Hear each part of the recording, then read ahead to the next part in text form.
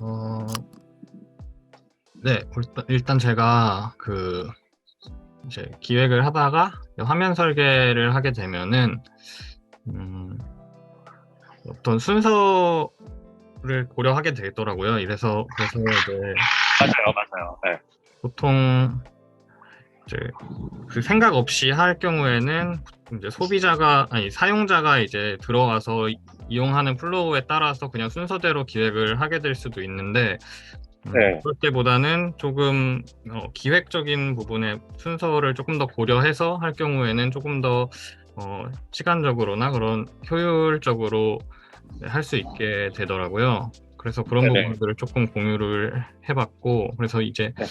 뭐 예를 들어서 이제 목록과 상세 화면으로 이루어진 어떤 커머스나 게시판 같은 서비스에서는 어, 보통의 사용자는 목록을 보고 그 다음에 상세 화면을 보게 되지만 상세 화면을 먼저 기획한 후에 그 다음에 거기서 조금 중요한 꼭 먼저 보여줘야 되겠다 싶은 거 그리고 더 필요하다 싶은 거를 뽑아가지고 목록에 노출시켜주는 방법을 하면은 목록을 먼저 기획할 때보다 조금 더 빠르게 효율적으로 기획을 할 수 있었고요. 네네.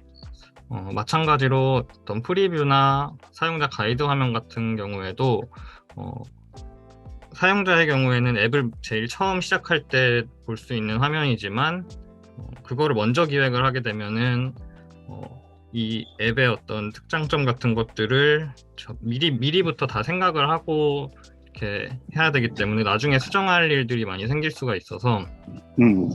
어, 전체 서비스를 다 기획한 이후에 거기서 이제 특장점들을 뽑아가지고 기획을 하면은 훨씬 효율적이라고 생각이 되고요. 네네. 또 어드민 같은 경우에도 프론트를 먼저 다 기획을 한 다음에 거기에 있는 기능들에 맞춰서 하나씩 매칭을 해가지고 기획을 하거나 또 이제 어드민 안에서도 이제 대시보드 같은 경우에는 어드민 안에 좀 중요한 정보들을 내포하고 있기 때문에 대시보드를 또 마지막에 기획을 하면은 조금 더 효율적이었다고 생각을 했습니다. 맞습니다. 네. 하신 말씀 다 맞고요. 네, 저도 거기에 대해서 부연 설명을 하면, 네, 공감하는 얘기를 하면, 자, 뭔가, 처음에 만약에 기획을 하더라도 홈페이지랑 막 얼굴이 되는 부분들을 먼저 하잖아요. 스플래시 이런 것들. 네, 네, 그런데 그게 기획이 어려운 게 뭐냐면, 뭔가 거리가 있어야 되는데, 거리가 없이, 그냥, 전체를 다 검토하지 않은 내용 중에, 그냥 아이디어 차원에서 이런 겁니다 설명하거나, 홈페이지 메인 구성할 때도 뭐 약간 참고되는 사이트, 이게 어떤 카피캣 그런 따라하는 정도의 내용이 나오는 거죠. 뭔가 이 서비스에 대한 중요한 것들이 나오는 게 아니라. 그러니까 그런 것들이 제일 나중에 돼야 되는 거예요. 그러니까 사용자들은 다 완성된 서비스를 쓰기 때문에 홈부터 접근을 해서 탐색, 뭐 이런 쇼핑몰이라고 하면은 리스트 아니 카테고리 탐색을 하고, 그 중에 이제 괜찮은 정보를 이제 탐색하다가 이 물건 괜찮은데 해서 들어가서 전체 정보를, 풀 정보를 보게 되는데, 기획은 그렇게 기획하면 앞에 기획했어요. 그 다음에 홈페이지 기획했는데 따라한 기획, 어떤 모든 이 서비스 전체가 고려되지 않는 기획을 했다가 또 리스트 기획했는데 또 다른 거 서비스 보는 정도에, 여기 상품 썸네일 있고 타이틀 있고 뭐 가격 정도 있다, 뭐 이런 거 정도 해서 그냥 기획을 하는 거예요. 그런데 그런 다음에 또 전체 정보를 기획하려니까 그것도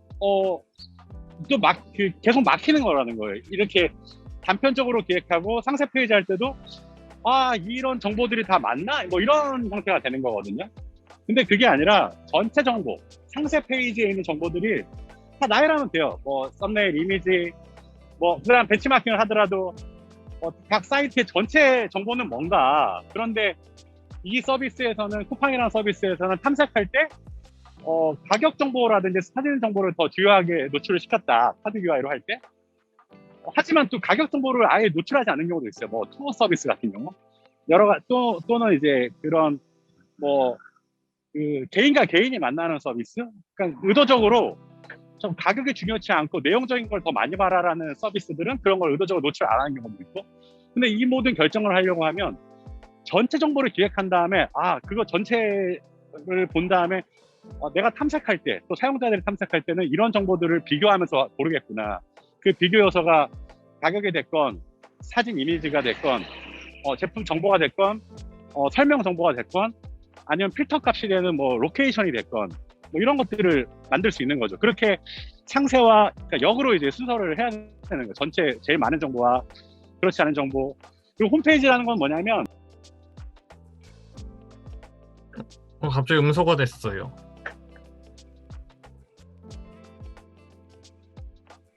음소거가 됐어.